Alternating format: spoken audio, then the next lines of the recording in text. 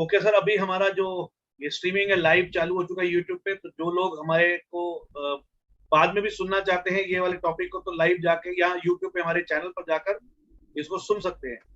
तो ठीक है सर, अभी हम शुरू करने जा रहे हैं। और जैसा कि मैं आपको बता रहा था कि हमारा जो 29 अक्टूबर का एजेंडा है वो टोटली डिफरेंट है। एक मिनट, धर्मपाल जी को अनम्यूट कर देता हूँ। राइट, हमारा टोटली डिफरेंट एजेंडा है। हम लोग जिस एजेंडा पे काम कर रहे हैं, हम जो 29 अक्टूबर को OEMs यानी एंड यूजर्स जिस पे लार्ज स्केल का कब्जा है, हम उन लोगों को अपने कॉन्क्लेव के जरिए आप लोगों से यानी पाउडर कोटिंग मैन्युफैक्चरर से मिलवाने जा रहे हैं। इस पे हमारा बहुत काम हो रहा है। ऑलरेडी बड़ी बड़ी कई कंपनीज के साथ हमारे टाइप्स हो चुके हैं और बहुत जल्दी आपको हम लोग पूरी जानकारी देंगे कि कौन कौन सी बड़ी बड़ी कंपनीज इस कॉन्क्लेव में आ रही हैं और आप लोगों को कैसे उनके साथ में जुड़ाव होकर बिजनेस ग्रो किया जा सकता है। इस पे हम लोग वहां पे चर्चा करेंगे उन लोगों से। उनका पैनल बिठा रहे हैं हम लोग ताकि वो बता सके कि उनकी क्या रिक्वायरमेंट्स रहती हैं, कैसे बड़ी बड़ी कंपनीज के साथ में आप जुड़ सकते हैं। मैं फिर बोलूंगा कि लार्ज स्केल का जो कब्जा बड़ी बड़ी कंपनीज के ऊपर है उसको हम लोग MSME के तरफ डाइवर्ट करना चाहते हैं। इसी के लिए कॉन्क्लेव हम करने जा रहे हैं। प्लस इस कॉन्क्लेव के अंदर आपको MSME मिनिस्ट्री के साथ सीधा संवाद हम लोग कराएंगे, सीधा आप लोगों के साथ उनसे बातचीत करवाएंगे। इसके अलावा बैंकिंग सेक्टर के साथ जो गवर्नमेंट का SIDBI एक सेगमेंट है, बैंक है, गवर्नमेंट बैंक है जो प्रोजेक्ट फंडिंग करता है, वो उनसे आपको मिलवाएंगे।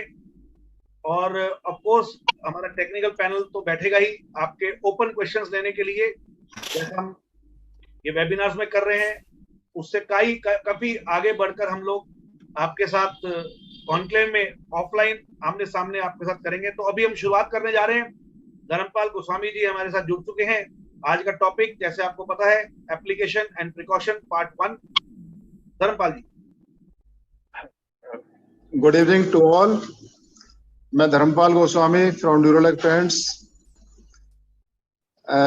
शायद मैं कुछ देर कटिंग ज्वाइन नहीं कर पाया। शायद मेरा परिचय वर्मा जी ने कराया नहीं कराया, मैं करा देता हूँ। हाँ, कराइए आप। नहीं, गोस्वामी जी ये परिचय आपका वर्मा जी कराएंगे। कुलदीप जी प्लीज। जी, ये धर्मपाल गोस्वामी जी पहले इन्होंने इलेक्ट्रॉनिक्स डिपार्टमेंट में गवर्नमेंट में जॉब करते थे और वहाँ से इन्होंने 1995 में जॉब से रिटायर करके इन्होंने पाउडर और पेंट एप्लीकेशन फील्ड में काफ़ी काम किया था। इनकी अपनी कंपनी भी थी RK इंडस्ट्रीज, प्लस JBM के साथ भी ये जुड़े हुए थे जहाँ पर पेंट एप्लीकेशन होता है। तो आज आप लोगों को इनके साथ JBM का भी एक्सपीरियंस मिले वाला है। यहाँ पे नॉलेज शेयरिंग में JBM का भी किस तरह से कंपनी, कॉर्पोरेट कंपनी किस तरह से वर्क करती है वो भी मिलेगा। इसके बाद इन्होंने 2009 में पाउडर कोटिंग स्टार्ट की अपनी ड्यूरोलैक पेंट्स के नाम से, और करीब 2 साल पहले ये IMT फरीदाबाद में इन्होंने अपनी कंपनी शिफ्ट की है और अभी ये बड़े स्केल पे पाउडर कोटिंग तो बना ही रहे हैं, प्लस टाटा स्टील के साथ भी जुड़े हुए हैं। उनके लिए कुछ स्पेशलिटी पेंट्स टाटा की लिए टोल मैन्युफैक्चरिंग कर रहे हैं। तो काफी एक्सपीरियंस इनका पाउडर एप्लीकेशन का भी प्लस पाउडर मैन्युफैक्चरिंग का। जी धर्मपाल जी। बहुत स्वागत है धर्मपाल जी। हमें लगता है कि आज हमारे जितने भी व्यूअर्स आपको सुनने जा रहे हैं वो सभी आपके एक्सपीरियंस का फायदा उठा पाएंगे और एप्लीकेशन करते वक्त जो प्रिकॉशंस लेनी चाहिए, क्योंकि जब हम धर्मपाल गोस्वामी जी के ऑफिस जाकर उनसे मिले थे तो मुझे बड़ा अच्छा लगा था। उन्होंने पूरा एक चार्ट मेरे सामने रखा था जिसमें एप्लीकेशन से लेकर एप्लीकेशन के संदर्भ में बहुत सारी चीजें थी जो मुझे लगता है कि बहुत जरूरी थी आप लोगों को जानना। तो इसीलिए हम लोगों ने आज का वेबिनार प्लान किया। थैंक्स आपका धर्मपाल जी, आपने ये इस वेबिनार में आना स्वीकार किया। धर्मपाल गोस्वामी जी। वर्मा जी चार्ट प्लीज शेयर करिए जरा, उस पर डिस्कशन करते हैं। मनीष जी शेयरिंग चालू कर दी मेरी। सबसे पहले मैं ये बताना चाहता हूँ कि पाउडर कोटिंग हमें करना क्यों पड़ता है। कोई भी कंपोनेंट मैन्युफैक्चरिंग बनने से पहले, शीट मेटल कंपोनेंट हो, एल्युमिनियम का हो, जिंक डाई कास्टिंग हो, सभी कंपोनेंट को बनाने के बाद रस्ट लगने का खतरा रहता है और रस्ट की वजह से इंडिया में हर साल 1.5 लाख करोड़ रुपए का नुकसान होता है। पूरा वर्ल्ड वाइड देखें, इवन अमेरिका जैसी कंट्री में भी 2500 बिलियन डॉलर का नुकसान पर ईयर होता है। पूरे वर्ल्ड में 3.5% जीडीपी का नुकसान रस्ट से होता है। तो हमें रस्ट को रोकने के लिए either we should do powder coating और पेंटिंग और ब्लैकनिंग, एक्स्ट्रा जो भी कोटिंग है हमें करना पड़ेगा ताकि हमारा रस्ट रुक सके। अगर हम पेंट शॉप की बात करें तो जब पेंट शॉप में इनकमिंग मटेरियल आता है, चाहे वो इन हाउस आए या आउटसोर्स से आए, तो हमें पहले नंबर 1 इसमें आप देख रहे होंगे, नंबर 1 कॉलम और रो में इनकमिंग मटेरियल इंस्ट्रक्शन। सबसे पहले जो पार्ट्स हमारे पास आएंगे पाउडर कोटिंग के लिए, हमें उन्हें चेक करना है कि उनके ऊपर ऑयल ज्यादा तो नहीं है, ग्रीस तो नहीं लगी हुई है ज्यादा, डस्ट ज्यादा तो नहीं है, रस्ट तो नहीं है, डर्ट तो नहीं है, या कोई मैन्युफैक्चरिंग डिफेक्ट तो नहीं है। क्योंकि अगर ज्यादा रस्ट लगी होगी तो हमारे आगे के टैंकों में वो पूरी तरह से क्लीन नहीं हो पाएगा और हमारी प्रोसेस को खराब करेगा। इसी तरह से अगर ज्यादा ऑयल भी लगा हुआ है, वो भी डिग्रीजिंग में पूरी तरह से नहीं हट पाएगा, जिससे हमारा प्री ट्रीटमेंट प्रॉपर नहीं हो पाएगा।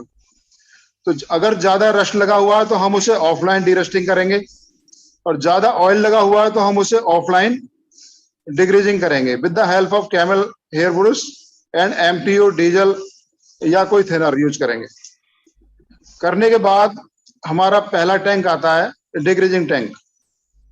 डिग्रीजिंग टैंक में जब सॉल्यूशन या बात जो बना होता है रिकमेंडेशन के हिसाब से, जो प्री ट्रीटमेंट केमिकल सप्लायर वो बताएगा कितना % डालना है, वो एसिडिक है या नॉन एसिडिक है, एल्कलाइन या एसिडिक है, या कास्टिक बेस है या नॉन कास्टिक बेस है।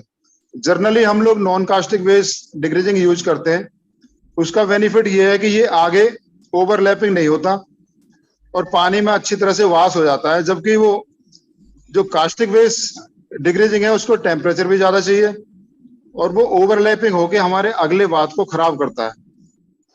तो हम ज्यादातर केसों में नॉन कास्टिक बेस डिग्रीजिंग यूज करते हैं, जो एल्युमिनियम के लिए, जिंक के लिए या सीट मेटल एमएस के लिए भी सेम ही होता है। इसका हम टेम्परेचर 50 से 60 डिग्री रखते हैं। टाइम इसमें ऑयल के हिसाब से 10 से 15 मिनट देंगे और इसकी पॉइंटेज चेक करेंगे, जो हमें प्री ट्रीटमेंट केमिकल सप्लायर पॉइंटेज बताएगा उसके हिसाब से। 10 मिनट डालने के बाद में with the help of overhead crane, either overhead crane और आजकल ट्रांसपोर्टेशन भी चल रहा है, तो उसके अनुसार भी हम उसको डालेंगे, डिप करेंगे और 10 मिनट बाद उसको निकालेंगे। निकालने के बाद नेक्स्ट आपका टैंक आता है वाटर रिंसिंग। ये वैसे डीएम वाटर ओईएम जो है वो डीएम वाटर रिकमेंड करती है। डीएम वाटर अगर नहीं है अवेलेबल तो हम रनिंग वाटर यूज कर सकते हैं। इसका हमें ऑयल कंटेंट भी चेक करते रहना पड़ेगा डिग्रीजिंग के टैंक का। अगर ऑयल कंटेंट ज्यादा हो गया तो हमारी डिग्रीजिंग प्रॉपर नहीं हो पाएगी, तो हमें उसमें से एक सैंपल लेकर के बाहर से हम ऑयल कंटेंट हम चेक करा सकते हैं। इसी तरह से जो हमारा सेकंड वाटर रिंसिंग टैंक है उसकी भी हम पीएच चेक करते रहेंगे। पीएच ये ऐसा ना हो कि हम उसे साफ ना करें, उसकी पीएच ज्यादा बढ़ जाए और वो आगे क्लीन ना कर पाए या आगे टैंक में वो ओवरलैपिंग होता चला जाए। यहाँ हम अगले बात को सेव करने के लिए 2 कैस्केडिंग रेसिपी रख सकते हैं। जो तीसरे नंबर का टैंक होगा वो भी वाटर रिंसिंग रनिंग वाटर होगा। चौथा टैंक आता हमारा डीरस्टिंग का। डीरस्टिंग के टैंक में भी हमारी 2-3 चीजें इंपॉर्टेंट है जो हमें ध्यान देनी है। एक टाइम का, टेम्परेचर का और पॉइंटेज का। इसके अंदर रस्ट के हिसाब से हम टाइम 10 से 15 मिनट रखते हैं। टेम्परेचर इसका भी 50 से 60 डिग्री होता है। ये जनरली फास्फोरिक वेस्ट केमिकल इसमें होते हैं। इसको भी हमें टाइम टू टाइम इसमें आयरन कंटेंट चेक करने होते हैं। अगर आयरन कंटेंट इसमें ज्यादा हो गए तो वो ठीक तरह से सॉल्यूशन काम नहीं करेगा या जो भी कंपोनेंट हम डालेंगे उसके ऊपर डिपॉजिट हो जाएगा और एक लेयर बना देगा, जिससे आगे जाकर के पेंट एडिशन में दिक्कतें आएंगी, पील ऑफ भी हो सकता है।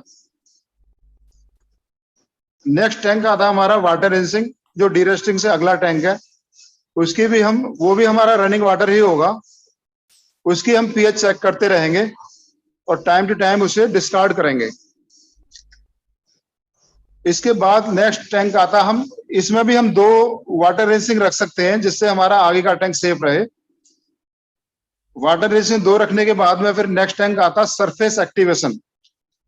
सरफेस एक्टिवेशन में 2 मिनट 2% का सॉल्यूशन बनाया जाता है डीएम वाटर में, और टाइम इसमें ज्यादा नहीं, 2 मिनट टाइम सफिशिएंट रहता है। ये आगे हमारी जो फॉस्फेटिंग की लेयर आएगी उसको यूनिफॉर्म फाइन कोटिंग करता है, क्योंकि अगर मोटी कोटिंग चढ़ गई तो अगर मोटी कोटिंग आएगी फॉस्फेटिंग की तो आगे जाके वो डिटैच होने के चांस हैं और पाउडर कोटिंग पील ऑफ होने के चांस रहते हैं। तो फाइन कोटिंग करने के लिए, यूनिफॉर्म कोटिंग करने के लिए हम सरफेस एक्टिवेशन यूज करते हैं। इसकी जो पीएच होती है वो 8 से 10 के करीब रखते हैं। अगला टैंक हमारा फॉस्फेटिंग टैंक। फॉस्फेटिंग टैंक में भी हम सॉल्यूशन बनाते हैं रिकमेंडेशन के हिसाब से, हमारा जो प्री ट्रीटमेंट सप्लायर बताता है, क्योंकि हो सकता है जिंक फॉस्फेटिंग है वो कैल्शियम मॉडिफाइड है, निकल मॉडिफाइड है, या आजकल जो जिरकोनियम बेस्ड जो नैनो कोटिंग चल रही है वो है। इसमें टेम्परेचर हम 50 से 60 डिग्री रखते हैं। इसका ड्यूरेशन 10 से 12 मिनट होता है। इसमें एक और केमिकल पड़ता है, उसका नाम है एसिलेटर, जिसको जर्नल भाषा में लोग टोनर बोल देते हैं। यहाँ गलती क्या होती है लोगों से या हम सभी से हो जाती है कि जब हम इनिशियली बात बनाते तो वो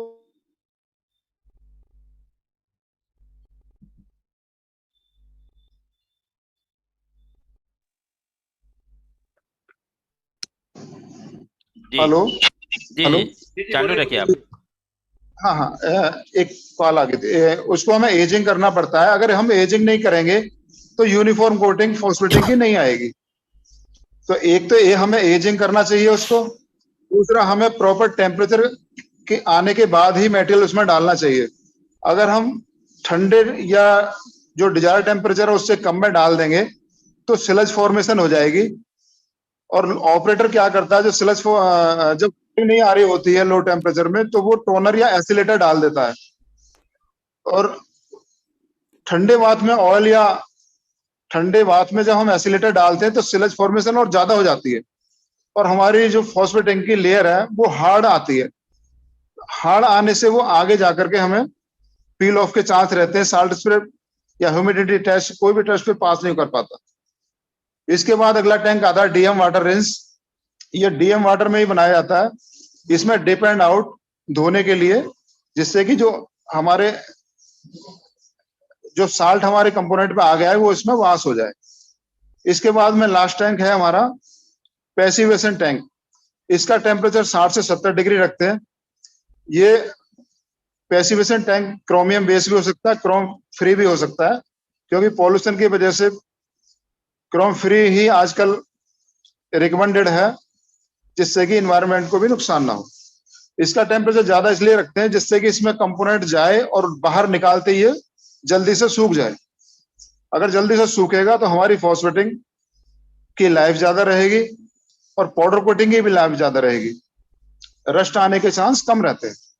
इसके बाद हमारा आता है WDO, वाटर ड्राइंग ओवन, जिसे हम प्री हीटिंग ओवन भी कह सकते हैं। इसका टेम्परेचर होता है 100 से 120 डिग्री टेम्परेचर।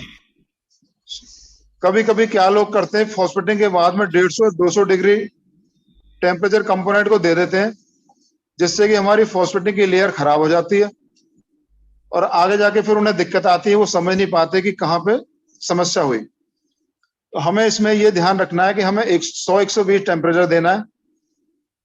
पानी का जो बॉइलिंग टेम्परेचर है वो 100 डिग्री है, तो 100 डिग्री पे पानी कहीं होगा तो वो उड़ जाता है। इसके बाद हम हैंडलिंग बड़ी इंपॉर्टेंट है। इसके बाद इसको हम वेयर हाथों से हैंडलिंग नहीं करेंगे कंपोनेंट को, दस्ताने पहनकर, हैंड ग्लव्स पहन करके ही कंपोनेंट की हैंडलिंग करेंगे। और उसमें देखेंगे कि कोई डस्ट वगैरह तो नहीं है। डस्ट को साफ करने के लिए टैग रैक आता है क्लॉथ, जो रेसे नहीं छोड़ता, उसकी हेल्प से उसे साफ करेंगे, या कैमल हेयर ब्रश से उसको क्लीन करेंगे। और क्लीन करके हम with the help of hanger, hook और हैंगर के द्वारा उसको कन्वेयर पर, या मैनुअल है तो मैनुअल बूथ पे हैंग कर देंगे। यहाँ भी हमें ध्यान देना होगा कि जो हमारा हैंगर है या हुक है वो एमएस का होता है, उसे जनरली लोग साफ नहीं करते, उस पर पाउडर डिपॉजिट होता रहता है और इतना डिपॉजिट हो जाता है कि वो फिर अर्थिंग नहीं लेता और पाउडर की चार्जिंग की समस्या आती है। और यहाँ जब पाउडर की चार्जिंग समस्या आती है तो लोग फिर पाउडर कोटिंग सप्लायर को या गन वाले को बुला लेते हैं, कॉल करते हैं, आपका पाउडर नहीं चिपक रहा, आपकी इसमें अर्थिंग ठीक नहीं है, आपकी चार्जिंग ठीक नहीं है, या आपकी कवरिंग ठीक नहीं आ रही है। तो यहाँ हमें हुक को बिल्कुल क्लीन करना टाइम टू टाइम, और क्लीन करके तभी कंपोनेंट को हैंग करना। जब कंपोनेंट हमारा पाउडर कोटिंग बूथ में आ गया तो यहाँ हमें देखना है कि हमारा ब्लोअर, जो सक्शन ब्लोअर है, जो पाउडर कोटिंग वेस्टेज, जो हमारा एक्स्ट्रा पाउडर है जो खींचने वाला, वो प्रॉपर काम कर रहा हो, लाइट ठीक से जली हुई हो, गन की चार्जिंग हमने 40 से 90 किलोवाट जो रिक्वायर्ड है उसके ऊपर सेट कर रखी हो। अगर कंपोनेंट सिंपल है, सीट मेटल का, जिसका सरफेस एरिया ज्यादा है, तो हम चार्जिंग को ज्यादा 80-90 किलो वोल्ट भी कर सकते हैं। अगर कोई ऐसी शेप का कंपोनेंट है जो ज्यादा डीप है, या ऑल जो फिक्सर टाइप का है जिसमें डीप होल कॉर्नर है, तो उसमें हम कम चार्जिंग करके चलाते हैं। कि यहाँ लोगों को दिक्कत ये आती है कि कॉर्नर में पाउडर पहुंच नहीं पाता और वो समझते हैं कि पता नहीं क्या हो गया, गन खराब हो गई।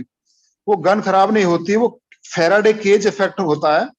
फैराडे केज इफेक्ट की वजह से पाउडर कॉर्नर में नहीं पहुंच पाता। इसको सिंपल भाषा में मैं अगर समझाऊं तो आप ये समझ लीजिए कि जैसे शेर के पिंजरे में आपने कोई टुकड़ा डाला तो शेर उसको नीचे नहीं गिरने देगा, पहले से पहले लपक लेगा। तो इसी तरह से वो कॉर्नर में पाउडर नहीं जाता और उसके जो चारों तरफ की दीवार है वो उसको खींच लेती है पाउडर को, ज्यादा चार्जिंग होने की वजह से। तो हमें यहाँ पर कम चार्जिंग करके पाउडर चलाना है, जिससे कि पाउडर सीधा आगे तक पेनिट्रेट कर जाए। यहाँ हम एक काम और कर सकते हैं, जो डीप कॉर्नर होते हैं हम उसमें जनरली आजकल जो देसी लोग जुगाड़ कर लेते हैं कि उसमें डीजल लगा देते हैं कॉर्नर पर, तो वो पाउडर फिर जाके आगे उससे चिपक जाता है। प्रॉपर कोटिंग करने के बाद देखेंगे हम कि पूरा कंपोनेंट हमारा कोटिंग हो गया है, और कोटिंग होने के बाद वो उसको पाउडर कोटिंग की जो बेकिंग ओवन है उसमें हम शिफ्ट कर देंगे। यहाँ भी हमें अगर कन्वर्ज ओवन है तो उसका टेम्परेचर देखना है कितना डिग्री है, और रिकमेंडेड के हिसाब से एक बेकिंग ओवन होती है हर पाउडर की, जो मैंने वर्मा जी को शेयर की हुई है। तो वर्मा जी दिखाएंगे। ओके। तो बेकिंग ओवन जो है, पाउडर की जो बेकिंग ओवन है उसके अंदर अगर टेम्परेचर और टाइम फॉल कर रहा है तो हमारा पाउडर प्रॉपरली बेक हो जाएगा और हमें आगे कोई समस्या नहीं आएगी, प्रॉपर रिजल्ट भी मिलेंगे। अगर उस बेकिंग ओवन के बाहर है तो हमें प्रॉब्लम आ सकती है। तो हमें इसके लिए टीटीआर जरूरी होता है। जनरली लोग टीटीआर से बचते हैं, कराते नहीं है, क्योंकि टीटीआर कोई एक्स्ट्रा एक्सपेंस नहीं है, ये हमारा काफी एनर्जी लॉस बचा देता है। कभी कभी हम लोग रिकमेंडेड टेम्परेचर 180 होता है, हम लोग 200 या 220 दे रहे होते हैं। कोटिंग करने वाले को पता ही नहीं होता कि एक्चुअल जो EMT है, इफेक्टिव मेटल टेम्परेचर, कितना मिलना चाहिए और कितना कंपोनेंट तो मिल रहा है। यहाँ हम सोचते हैं 15,000 का TTR होगा, रहने दो यार मत कराओ, लेकिन उसको कराना जरूरी है। TTR मतलब travelling time, temperature travelling time, तो उसको करा लें, और जिससे कि हमें पता चल जाए कि हमारा ओवन कैलिब्रेटेड है या नहीं। कंपोनेंट जब बाहर निकलेगा ओवन से तो हमें चेक करना है कि उसमें कोई ज्यादा डस्ट तो नहीं है, कहीं अनकवर्ड एरिया तो नहीं रह गया, कोई पिन होल तो नहीं है। उन सारी चीजों को चेक करना है और कंपोनेंट को उतार के हमारा पैकिंग के लिए आगे दे देना। अब टेस्टिंग के लिए बहुत सारे टेस्ट हैं। हम लोग इम्पैक्ट टेस्ट भी कर सकते हैं, क्रॉस एज कट भी कर सकते हैं, टेप टेस्ट जिसे बोलते हैं जनरल भाषा में, SST भी कर सकते हैं, थिकनेस देख सकते हैं, ग्लॉस लेवल देख सकते हैं, बैंडिंग कर सकते हैं। अगर कंपोनेंट ऐसा है जिसके ऊपर हम ये सारे टेस्ट परफॉर्म नहीं कर सकते तो हम क्या करेंगे कि एक पैनल भी इनके साथ लगा देंगे 3x6 का 1 mm थिकनेस का। उस पैनल के ऊपर हम सारे टेस्ट परफॉर्म करेंगे। अगर वो पैनल के टेस्ट सारे ठीक हैं तो हम ये मान के चलेंगे कि हमारा कंपोनेंट जो निकल रहा है वो ठीक है।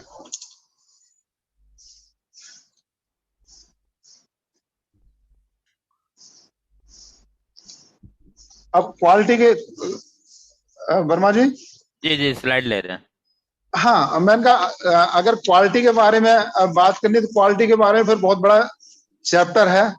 उसके अंदर 7 क्यूसी टूल्स भी है, मुदा मुरी का सिस्टम भी है, वेस्टेज कैसे बचाना, लीन मैनेजमेंट आज 6 सिग्मा जो चल रहा है वो है।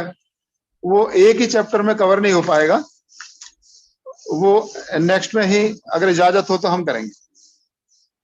Over to mister Manish ji.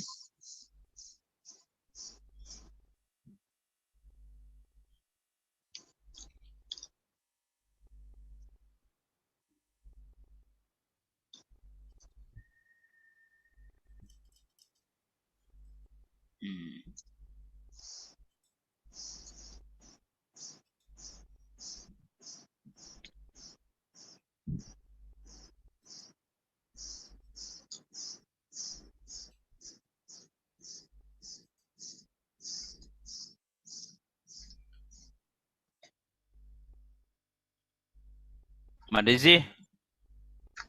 जी जी धर्मपाल जी का खत्म हो गया, आगे कंटिन्यू करिए।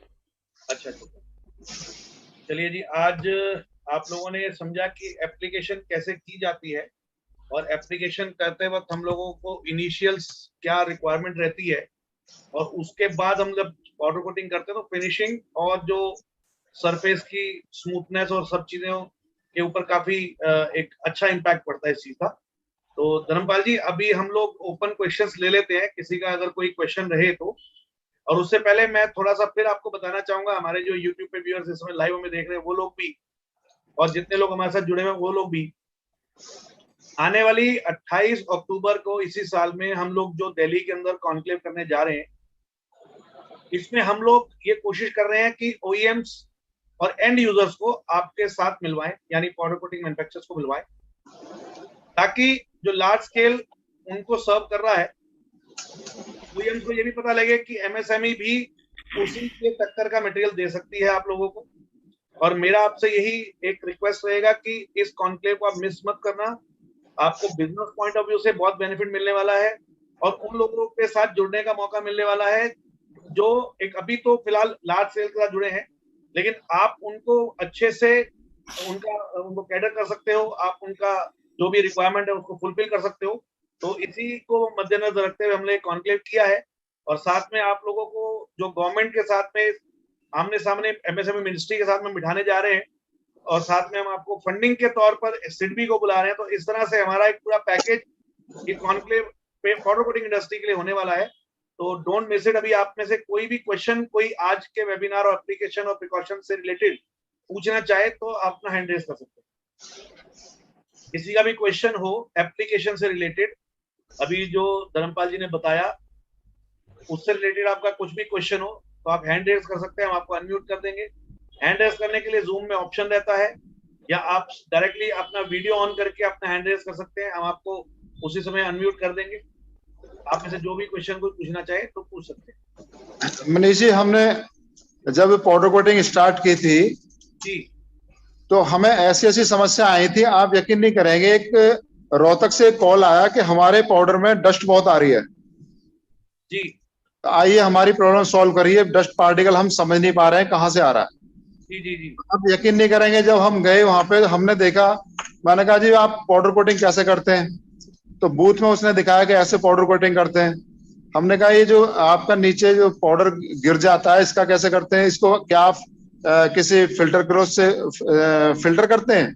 जी तो उन्होंने कहा हाँ जी बिल्कुल फिल्टर करते हैं। मैंने कहा दिखाना वो कौन सा क्लॉथ, फिल्टर क्लॉथ है जिससे आप करते हैं। आप यकीन करेंगे वो जो आटा छानने वाली छलनी नहीं होती है, अच्छा उससे छान रहे थे वो, और वो कहते हैं कि हमारे पाउडर में डस्ट आ रही थी। हमने उन्हें समझाया कि ये पाउडर इससे नहीं सनता, इसके लिए अलग से कपड़ा लाना होगा। कितने माइक्रोन का कपड़ा आता है सर वो? कपड़ा 140 और 160। कितने माइक्रोन का रहता है? हाँ जी, मैच का मैस होती है मनीष जी, इसमें मैच साइज होता है। मैच साइज होता है ये। Yes yes sorry. और एक जगह शुरुआत की बात बता रहा हूँ मैं आपको, 95 96 की। हम एक पैंट शॉप में गए, उसकी दिक्कतें चल रही थी। हमने कहा भाई आप प्री ट्रीटमेंट कैसे करते हैं? तो उन्होंने कहा जी हमने तो प्लांट लगा रखा प्री ट्रीटमेंट का। तो मैंने कहा जरा प्लांट हम विजिट कर सकते हैं? हाँ जी करिए। वो पीछे ले गए आपने जहाँ पैंट शॉप थी। तो हमने कहा टैंक तो कहीं दिखाई नहीं दे रहा। तो उसने कहा कि टैंक ना ये गड्ढों के अंदर जो ट्रैक्टर के टायर नहीं होते हैं जी, ट्रैक्टर के बड़े वाले टायर उसने जमीन के अंदर गाड़े हुए थे और उसके अंदर डुबो डुबो करके वो मतलब फॉस्फेटिंग और क्लीनिंग ये कर रहा था। तो पहले लोगों को ना अवेयरनेस नहीं थी और लोग ऐसे देसी उससे करते थे। लेकिन आज ये फॉरेन की कंट्री जब से आई हैं, जापानी कल्चर जब से आया है, टोयोटा का कल्चर जब से आया है, बहुत ज्यादा इंप्रूवमेंट हुआ। एक ओईएम में हम लोग गए हुए थे, तो उनका भी डस्ट पार्टिकल आ रहा था। तो उन्होंने हमें कॉल किया कि भाई यार डस्ट पार्टिकल आ रहा, जरा देखिए। तो हम जर्नली मैंने 100 पैंट शॉप से ज्यादा विजिट की हुई है ओईएम्स की। उनकी कुछ समस्याएं भी हमने ठीक की है। तो उस पैंट शॉप में जाके देखा हमने, वो होंडा के लिए काम करते थे। होंडा स्कूटर का एक ग्रिप होता है पीछे जो स्कूटर में लगता है, तो उसमें डस्ट पार्टिकल आ रहा था। आप यकीन करेंगे 80% रिजेक्शन था, 80% रिजेक्शन। जब हम लोगों ने उस पैंट शॉप के अंदर एंट्री की तो उसके अंदर लोग गम बूट पहन करके घुटनों घुटनों पानी में घूम रहे थे। हमने पूछा भाई ये पानी किस लिए भरा हुआ है? ये पानी गलती से आ गया इधर। ये पानी गलती से नहीं आया, ये हमने भरा है डस्ट पार्टिकल को, तो यही पानी रोकेगा। डस्ट पार्टिकल आ रहे थे उनकी फॉस्फेटिंग लाइन से। उनकी फॉस्फेटिंग इतनी हार्ड हो रखी थी, आप अगर उसके कंपोनेंट के ऊपर अगर हाथ ऐसे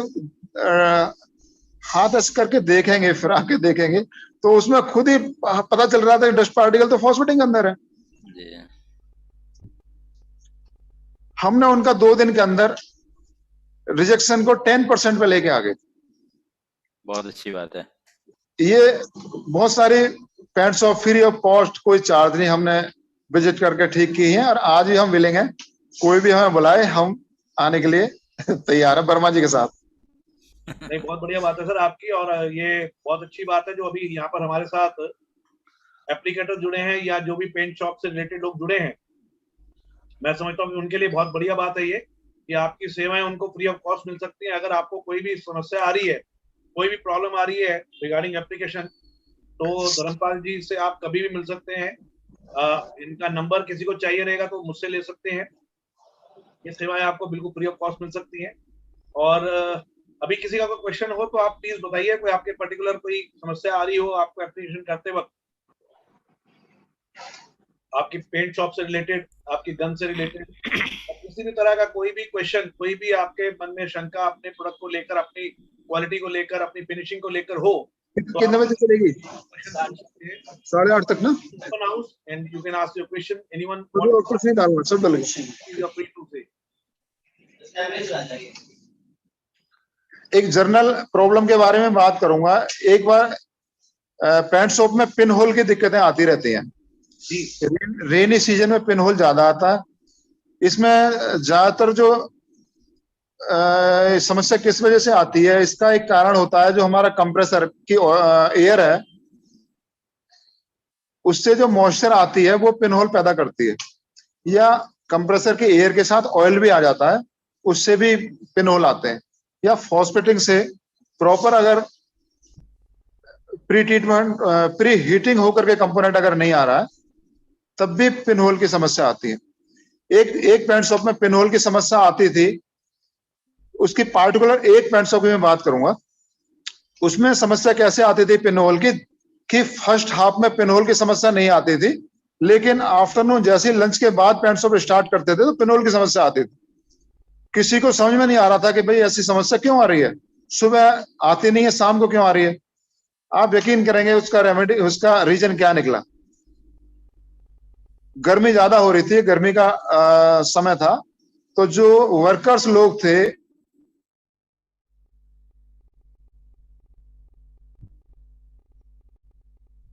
वो नहा धो करके सुबह जब वो फ्रेश होके आते थे, काम पे लग जाते थे, और जब लंच होता था तो उनको पसीने आते थे, तो वो इतना ज्यादा परफ्यूम लगाते थे कि वो परफ्यूम उड़ करके वो कंपोनेंट में दोपहर बाद बैठता था।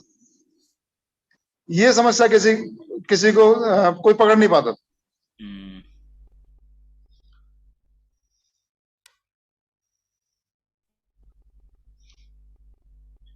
परफ्यूम रोका तब वो समस्या सॉल्व। आपकी आवाज कट रही है बीच बीच में धर्मपाल जी। कॉल आ गई थी एक, उसकी अच्छा वजह अच्छा, से कट गई। Okay okay.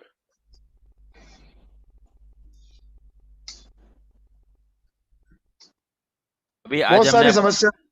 जी अपने जो कॉन्क्लेव ग्रुप है उसमें आज हमने एक लिंक भी शेयर किया है। जिस किसी को कोई भी समस्या हो उस लिंक पे जाकर अपना डिस्क्रिप्शन और जो प्रॉब्लम है उसका प्रॉब्लम अपने लिख के भेज देंगे, तो उसका सोल्यूशन हम लोग जो पेंट विजन का न्यूज़पेपर निकलता है क्वार्टरली, उसमें क्वेश्चन प्लस आंसर भी उसका लिख के भेजेंगे। ठीक है, लेकिन वो आप लोगों का नाम नहीं आएगा, वो XYZ के नाम से क्वेश्चन आएगा। तो आप लोग इस तरह से भी लिंक जो हमने शेयर किया है उस पर भी अपने क्वेश्चन डाल सकते हैं। ये मंथली न्यूज़पेपर है सर, आप सभी लोगों को मिल भी रहा होगा, आपके ईमेल के थ्रू भी आप तक पहुंच रहा होगा। और जो लोग हमारे ग्रुप्स में जुड़े हैं या हमारे किसी भी सोशल हैंडल के थ्रू जुड़े हैं, वो सभी हमारा ये monthly industrial paint vision newspaper देख पा रहे होंगे। इसमें हमने अभी एक पाउडर कोटिंग फ्रंट ये हमने चालू किया है, तो उससे आप लोगों को काफी बेनिफिट होगा। और इसमें जैसा कि वर्मा जी ने आपको बताया कि हम लोगों ने एक्सपर्ट आज द एक्सपर्ट कॉलम चालू किया है। आप अपना कोई भी क्वेश्चन हमें उस लिंक के थ्रू भेज सकते हैं, और नेक्स्ट कमिंग एडिशन के अंदर आपको उसका आंसर हम लोग देने की कोशिश करेंगे। अभी एक क्वेश्चन आने वाला है, प्रवीण बारी जी कुछ पूछना चाहते हैं। प्रवीण बारी जी पूछिए sir. Hello sir, am I audible? Yes, आप अपना वीडियो भी ऑन कर लीजिए प्रवीण जी। Audible video. कोई बात नहीं सर, मैं घर में बैठा हूँ एक्चुअली। अच्छा, कोई बात नहीं, आप अपना इंट्रोडक्शन भी दे दीजिए sir. Sure sir. I completed my intake in polymer technology from UDCT Jalgaon. So I was a ex-Asian Paint employee in powder coating division. Currently I am working in Hindustan Specialty Chemicals. So sir, आप सुन पा रहे हो? जी जी, hello. आवाज आ रही है, बोलिए बोलिए। तो सर काफी अच्छी तरह से सर ने समझाया प्री ट्रीटमेंट प्रोसेस वगैरह, और 7 टैंक प्रोसेस भी अच्छे से समझे और एप्लीकेशन प्रोसेस भी समझाई। तो सर ने कुछ डाउट भी क्लियर किए, जैसे उनको उनके साथ कस्टमर के साथ हैंडल करते थे। तो मैं I am thanking to you so that आप अच्छे से डाउट क्लियर हुए। और मैं एक अपना भी एक एक्सपीरियंस शेयर करना चाहता हूँ कि जब मैं एशियन पेंट में था तो सर ने बताया कि गर्मी के मौसम में करते थे ऐसा, मतलब विजिट्स। तो एक्चुअली हमारा पाउडर कोटिंग का जो हमें कस्टमर से कंप्लेंट मिलती थी कि पाउडर आपकी मतलब लम्प्स हो जाते, गट्ठा हो जाते थे। तो वो सॉर्ट आउट करने के लिए हम एज अ टेक्निकल पर्सन हम लोग गए थे वहां पे कि आप यहाँ से तो हम क्वालिटी टीम से, मतलब प्रोडक्शन जहाँ से हो रहा है वहां से तो पाउडर परफेक्ट थी, लेकिन वहां पे जाने के बाद एप्लीकेशन के टाइम वो ऐसा क्यों हो जा रहा था। तो ड्यूरिंग ट्रांसपोर्टेशन सर, जो आयशर गाड़ी वगैरह होती है ना, और कुछ कुछ बक्से होते थे, कुछ कुछ बॉक्स होते थे गट्ठा। तो आयशर गाड़ी जो है ना, वहाँ पे इंजन के नीचे जो बेस पे जो पाउडर के गट्ठे रखते थे ना सर, तो वो हीट की वजह से वो लम्प्स हो जाते थे। और ऊपर के बॉक्स जो होते थे वो प्योर पाउडर रहता था, बाकी नीचे वाले लम्प्स जो थे, और नीचे वाले बॉक्स जो थे वो लम्प्स हो जाते थे। वो एक ऐसा इशू हमने फेस किया था, वही डिस्कस करना था। बाकी ये पेंट विजन का ग्रुप वगैरह मुझे अच्छा लगा पाउडर कोडिंग के लिए, स्पेशली पाउडर कोडिंग पर्सन के लिए। तो I am very thankful for that. जो आपने प्रवीण जी जो समस्या बोली है गाड़ी में, तो इसके सोल्यूशन में ऐसा कर सकते हैं कि जो गाड़ी का बेस होता है उसमें एक लकड़ी का प्लाई डाल सकते हैं, जिससे कि हीट ट्रांसफर नहीं होगी ऊपर। हाँ, तो फिर हमने फिर वो कंटेनर्स होते हैं ना सर, रूम टेम्परेचर में मेंटेन करने वाले, तो उसमें शायद वो किया था। तो फ्यूजन बॉन्डेड इपॉक्सी पाउडर होती है, उसके लिए भी टेम्परेचर मेंटेन करना पड़ता है बहुत सारा, रिबार कोटिंग के लिए जो यूज होती है। Thank you sir. आपका कि आपने हमारे इस प्लेटफॉर्म को यूजफुल माना और यूजफुल मानते हुए आप हमारे साथ जुड़े हैं। एंड आप विश्वास रखें कि ये प्लेटफॉर्म सिर्फ इसी काम के लिए हम लोगों ने क्रिएट किया है कि कोई भी क्वेरी, कोई भी क्वेश्चन, किसी भी तरह का आप लोगों को प्रॉब्लम रहे तो वो हम लोग सॉल्व करने की कोशिश हमेशा करते रहे। एंड हमारे YouTube चैनल के थ्रू आपको बहुत सारी ऐसी जानकारियां और भी मिलती रहेंगी, और पास्ट में भी जितने हमारे YouTube के ऊपर वीडियोस या वेबिनार्स डली हुई हैं उसमें भी आप जाएंगे तो आपको बहुत फायदे की और बहुत टेक्निकल चीजें मिल पाएंगी और मिलेंगी। हमारे साथ एक अच्छी बात और है कि डॉक्टर गौरव भी हमारे साथ जुड़े हुए हैं। डॉक्टर साहब, आपका बहुत बहुत स्वागत है। और किसी का कोई क्वेश्चन है क्या, कोई पूछना चाहते हो? गौरव जी नमस्कार। नमस्कार नमस्कार, कैसे हैं गोस्वामी जी? ठीक है सर। जी कुलदीप जी नमस्कार। नमस्कार डॉक्टर साहब, कैसे हैं? मैं बहुत बढ़िया सर। जी हेलो। Answer question sir. जी जी गौरव। मनीष जी, एक समस्या पिछले दिनों डिस्कशन हुई थी। एक मिनट सर, ये आदि गोरे जी एक आए हुए, इनका कोई क्वेश्चन है, वो ले लेते हैं, उसके बाद एक सेकंड। आदि गोरे जी पूछिए। हाँ सर, नमस्कार, गुड इवनिंग ऑल जी। सर, मेरा नाम आदिनाथ गोरे है, मैं पूना से हूँ।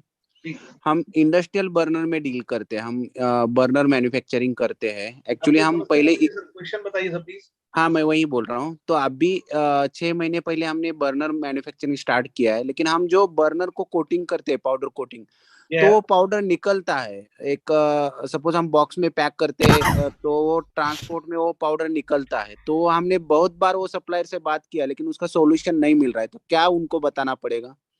धर्मपाल जी। जी बिल्कुल, वो आपको ना ये पूरी लाइन चेक करनी पड़ेगी, पीटी लाइन से लेके बेकिंग तक। नहीं, वो क्वेश्चन उनका समझिए धर्मपाल जी। जी सर, वो कहना चाह रहे हैं कि हम लोग बर्नर बनाते हैं और बर्नर के ऊपर हम लोग पाउडर कोटिंग करवाते हैं बाहर से। जी। और जब पाउडर कोटिंग करके प्रोडक्ट आता है तो उसके बाद में जब हम पैकिंग करते हैं तो वो कहीं ना कहीं से छूट जाता है और हाँ, वो पैकिंग को कलर लग जाता है। एल्यूमिनियम का हमारा कास्टिंग है, हम कास्टिंग बनाने के बाद उसको बपिंग करते हैं और बपिंग करने के बाद उसको पाउडर कोटिंग करते हैं रेड कलर में। आप खुद करते हैं आदि जी या बाहर से कराते हैं? नहीं, हम सप्लायर से करवाते हैं। ओके, बाहर से आउटसोर्स करवाते हैं। धर्मपाल जी बिल्कुल ठीक कह रहे हैं। इनका पूरा लाइन चेक करना पड़ेगा, पीटी केमिकल से लेके बेकिंग तक, क्योंकि कहीं ना कहीं एडेजन पुअर हो रहा है या पाउडर पूरे क्योर नहीं हो रहा है, उसका पूरा टेम्परेचर नहीं मिल रहा है, जिसकी वजह से वो ब्रेक होके निकल जा रहा है। Okay okay okay. Adinath ji, एक छोटा सा काम आप और कर सकते हैं। हाँ सर। पब्लिकली आपसे नहीं पूछेंगे कि आप कौन सा ब्रांड या कौन सी कंपनी का पाउडर यूज कर रहे हैं। आप इसका जो भी आप प्रोडक्ट यूज कर रहे हैं, आप हमें पर्सनली उसके बारे में भेज दीजिए। अगर उसमें कुछ कहीं चेंजेस या कुछ ऐसा कुछ हो, और कलर, बेसिकली जो कलर है वो कौन सा आप यूज करते हैं, ज्यादातर तो रेड यूज होता है। हाँ, रेड यूज होता है। आप फिर भी आप हमें अपनी जानकारी जो है वो मुझे पर्सनल मेरे कांटेक्ट नंबर पर भेज दीजिएगा, तो हम आपको इसकी पूरी जानकारी डिटेल के अंदर धर्मपाल जी से और कुलदीप वर्मा जी से बात करके हम आपको दिला देंगे। और ठीक है सर। नहीं, कोई ऐसा पुणे में कोई अच्छा सप्लायर होगा तो वो भी आप बता सकते हैं, तो मेरे लिए अच्छा है कि आपका प्रोडक्ट खराब होगा। हम ये कह रहे हैं कि आप हमें बताएंगे तो उसके बाद ही हम आपको इसका अच्छा सा आंसर दे पाएंगे। जी, अभी पाउडर को हम लोग कल्प्रिट नहीं मानेंगे, फर्स्ट कल्प्रिट मान रहे हैं हम लोग क्यूरिंग या पीटी केमिकल। पाउडर की दिक्कत तो 10% ही हो सकती है जी, बाकी 90% जो दिक्कत है वो एप्लीकेशन में है, जो आपको जी एक्चुअली में ये जो पाउडर कोटिंग या पेंटिंग है ये स्पेशल प्रोसेस है ये। लेकिन मेरे सप्लायर जो है ना, मेरे सप्लायर को मैंने बात किया तो वो बोल रहे हैं कि आप जो बपिंग कर रहे हो तो उसको जो ग्लो आ रहा है आपके एल्यूमिनियम के, उसकी वजह से वो पेंट नहीं बैठ रहा है। हमारे यहाँ कोई दिक्कत नहीं है। हाँ, तो इसका मतलब ये है कि जो आप बफिंग कर रहे हैं सर, तो बफिंग केमिकल्स यूज होते हैं उसमें। तो पीटी से पहले वो बफिंग केमिकल्स हटाने पड़ेंगे, अदरवाइज वो एडेजन नहीं आएगा। ओके। पीटी से पहले उसको एमटीओ में डीजल से ना वॉश कर लीजिए ब्रश के हेल्प से। Okay okay okay okay. क्योंकि ये पाउडर कोटिंग स्पेशल प्रोसेस बोलते हैं इसको। इसके रिजल्ट इमीडिएट नहीं मिलते हैं, इसका रिजल्ट एसएसटी का 3 महीने बाद मिलेगा, किसी का 1 महीने बाद मिलेगा। इसका इमीडिएट आप ये नहीं कह सकते ये जो हमने कंपोनेंट करके रख दिया ये बिल्कुल ठीक है। इसके रिजल्ट साल्ट स्प्रे का आप देखें 1000 घंटे कितने दिन बाद मिलेगा आपको रिजल्ट, तब तक तो वो कंपोनेंट आपका फिट होकर के जा चुका होगा। बराबर है। तो उसकी ना आप थॉरोली पीटी लाइन का ऑडिट करा लीजिए और बेकिंग, हाँ बेकिंग के लिए तो आप सिंपली एक कॉटन क्लॉथ में MIV के रफ टेस्ट कर सकते हैं। अगर उस कॉटन क्लॉथ पे आपका पाउडर निकलता तो आप समझें कि वो ना प्रॉपरली बेक नहीं हो रहा। ठीक है sir, thank you sir. Thank you sir. Okay sir, अभी और किसी का कोई क्वेश्चन हो एप्लीकेशन से रिलेटेड या कोई भी इस तरह की समस्या जैसी भी आदिनाथ जी ने बताई है, और किसी की कोई भी क्वेश्चन हो तो आप पूछ सकते हैं। धर्मपाल जी, कौन सी जनरल एक आप और बताना चाह रहे थे, बताइए प्लीज। हाँ, मैं कहना चाह रहा था, पिछले दिनों ये डिस्कशन हुआ था कि पाउडर कोटिंग जब हम करते हैं तो उस पे क्लाउड इम्प्रेशन आ जाता है, क्लाउड फिगर आ जाता है। ये वर्मा जी ने भी बताया था, उसमें उसका जवाब बिल्कुल दिया, ठीक से दिया था कि भाई जब हमारा रेनी सीजन में मॉइस्चर होता है तो होता क्या है, जब हम पाउडर कोटिंग करते हैं कंपोनेंट के ऊपर तो पूरा एनवायरनमेंट वहां का और पाउडर कोटिंग जो कंपोनेंट है अगर वो ठीक से अर्थिंग नहीं हुआ तो चार्ज वो एक्स्ट्रा डिपॉजिट हो जाता है। अगर प्रॉपर अर्थिंग है तो वो चार्जिंग साथ साथ न्यूट्रल हो जाएगी। अगर वो न्यूट्रल नहीं हुई और कंपोनेंट ने चार्ज अपने पास रखा, यानी आपका हुक अगर प्रॉपरली साफ नहीं है, अगर उसे ग्राउंडिंग सही से नहीं मिली, तो वो जो एनवायरनमेंट में मॉइस्चर है या जो स्मोक है उसको अट्रैक्ट करके ना उसको वो खींच लेगा, तो क्लाउड फॉर्म हो जाएगा मॉइस्चर के टाइम। तो इसका रेमेडी यही है कि उसको प्रॉपरली अपनी गन को, बूथ को अर्थिंग प्रॉपर करें और कम चार्ज करके कोटिंग करें। चार्ज थोड़ा रिड्यूस कर लें गन से। मनीष जी थोड़ा बीच हम आपको ले रहे हैं। अभी हम देख रहे हैं हमारे पास बीच में निशिश शर्मा जी हैं जी। निशिश जी अपना वीडियो ऑन करिए। ये निशिश जी एक्चुअली हार्ड कैसल से जुड़े हुए हैं। अच्छा, अरे वाह। अभी जी, ये आप ये मानिए कि जैसे हार्ड कैसल ने इंडिया में first time powder coating manufacturing की थी, उस फर्स्ट टीम में निशिश जी हमारे प्रोडक्शन मैनेजर थे, जिनको हमने रिक्वेस्ट की थी पर्सनल के सर आज आप आइएगा जरूर, तो ये आज ऑनलाइन है। नितिश सर नमस्कार, आप अपने आप को अनम्यूट कर लीजिए please. Yes, we are overwhelmed sir and really glad to have you with us and very warm welcome sir on Paint Vision platform in this webinar. Nitish sir, thank you sir. Can you open your pleasure? आपका video नहीं on हो रहा है निशिश जी? नहीं, मेरे में तो चालू है यहाँ पे। अच्छा, राइट सर, राइट। देखिए मनीष जी, आप नेट की कुछ ज्यादा ही प्रॉब्लम हो रही है जी। तो I don't know how to do it, लेकिन क्योंकि मेरे इसमें तो दिखा रहा है और बीच में तो बीच में कई बार ब्रेक भी हो जा रहा है जी। I think it will be better कि नेक्स्ट टाइम करें। इस समय नेक्स्ट टाइम प्रॉपर आ नहीं रहा है तो जी। मनीष जी, इसमें हमारे पास जो पुराने लोगों की टीम थी जो हमारे साथ जुड़े में भी, तो मेरी कोशिश रहेगी कि हम उन लोगों को पीछे में लाएं। नहीं बिल्कुल सर, उन सबका योगदान, क्योंकि जो हमारे हार्ड कैसल के ओनर मिस्टर टोनी जटिया जी थे, उनको भी हम लाएंगे। और निशित जी हमारे फर्स्ट प्रोडक्शन मैनेजर थे, जिन्होंने इंडिया में first time powder coating produce की।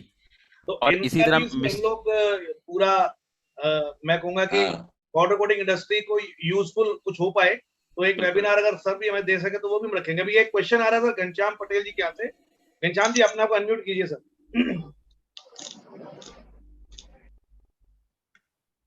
सर अपना वीडियो भी ऑन कर लीजिए सर। एक्चुअली मैं hello, can you listen me? या हाँ जी, आ रही है आवाज, आ रही है, आप बोलिए। एक्चुअली सर मैं बाहर हूँ तो वीडियो तो ऑन नहीं कर सकता बाय अच्छा, ट्रैवल। कोई बात। पर मेरा एक क्वेश्चन था।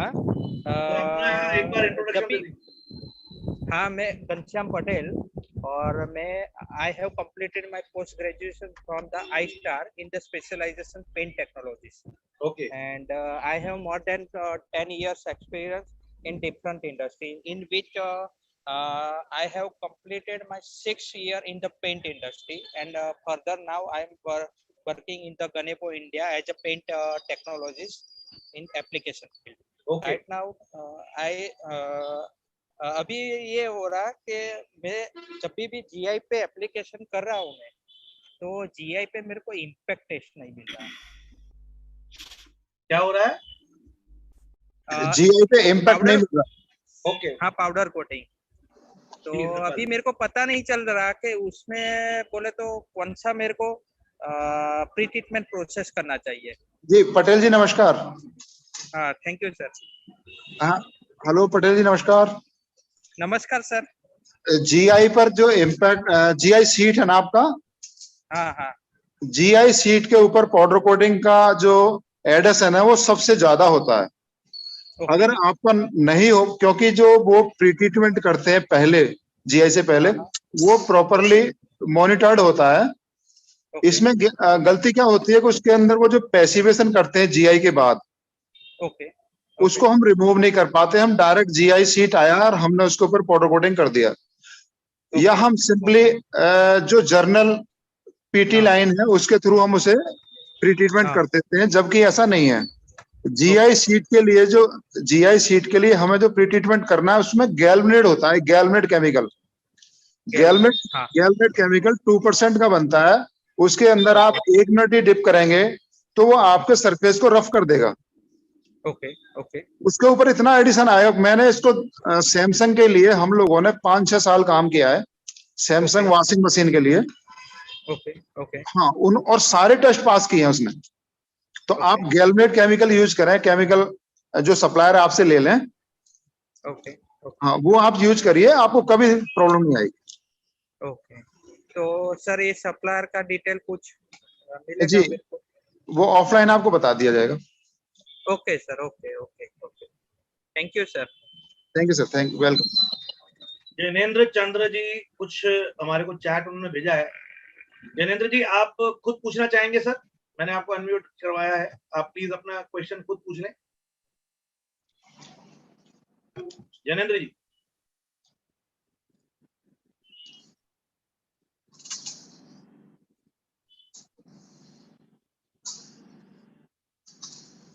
चलिए मैं क्वेश्चन रीड कर देता हूं इनका चैट में।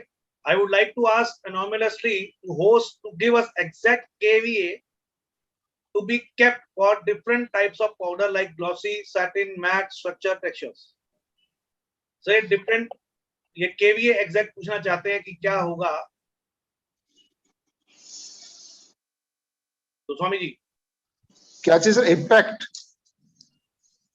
to give us exact KVA to be kept for different types of powder like glossy, satin, matte. ये जो गन का वोल्टेज है वो पूछना चाह रहे हैं सर। ये मुझे भी समझ में नहीं आ रहा, मैंने इसीलिए इनको ये गन का वोल्टेज पूछना चाह रहे हैं धर्मपाल जी। जी ग्लॉसी मैट टेक्सचर अलग अलग जो फिनिश होती हैं उनके लिए इनको रफली कितना रखना चाहिए?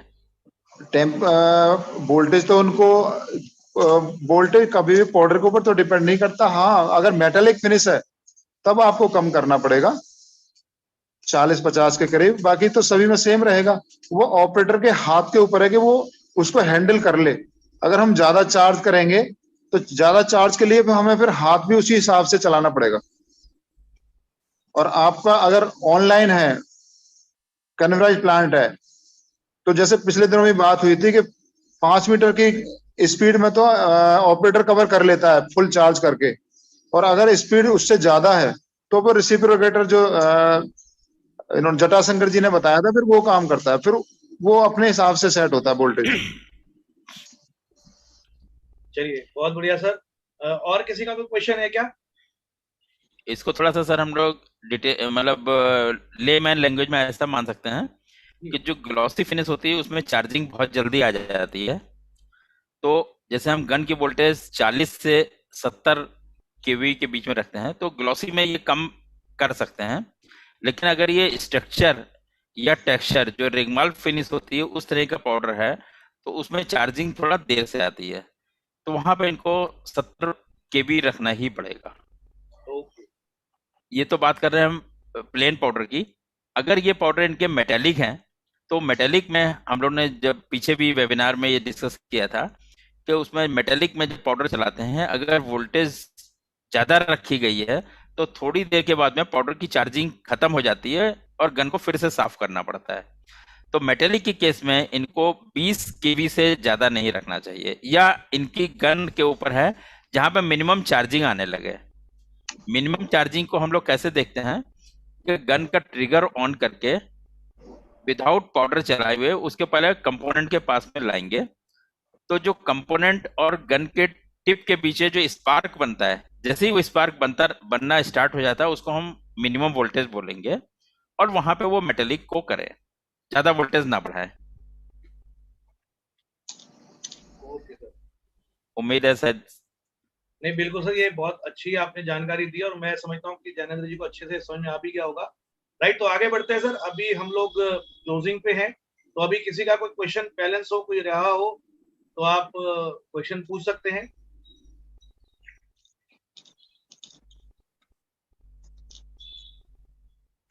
तो चलिए अब ये क्वेश्चन आंसर का हम सेशन खत्म कर रहे हैं, और जैसा कि हमारी परंपरा है हमने सभी को अनम्यूट अपने आप को करने के लिए ओपन कर दिया है। आप सभी अपने आप को अनम्यूट कर सकते हैं, और एक बार अप्लॉज हम लोग करवाना चाहेंगे और करना चाहेंगे धर्मपाल गोस्वामी जी के लिए, जिन्होंने इतनी अच्छी जानकारी हमें दी है। तो एक बार जोरदार अप्लॉज हो जाए। Welcome welcome. Thank you sir, thank you very much Dharmpal ji, आपने जानकारी दी है और उस जानकारी का सबको बहुत, मैं समझता हूँ कि लाभ हुआ होगा, और लाभ के साथ साथ आपने जो ज्ञान बांटा है उस ज्ञान से भी हमें सब जानकारियां अच्छे से मिली हैं, और हम अपने जितने भी आने वाली एप्लीकेशन प्लांट हैं उनको अच्छे से चला पाएंगे। बहुत बहुत धन्यवाद सर। आपको अगले हफ्ते फिर दोबारा मिलेंगे सोमवार को 7 बजे एक नए टॉपिक के साथ, एक नए बढ़िया टॉपिक के साथ, ताकि आप लोगों को और बेनिफिट मिल सके। तब तक के लिए सर नमस्कार। आप सबका बहुत बहुत धन्यवाद कि आप आज हमारे इस प्लेटफॉर्म के ऊपर इस वेबिनार के अंदर आप आए। Thank you Kuldeep ji, thank you very much. Thank you sir, thank you everybody, thanks a lot sir, thank you.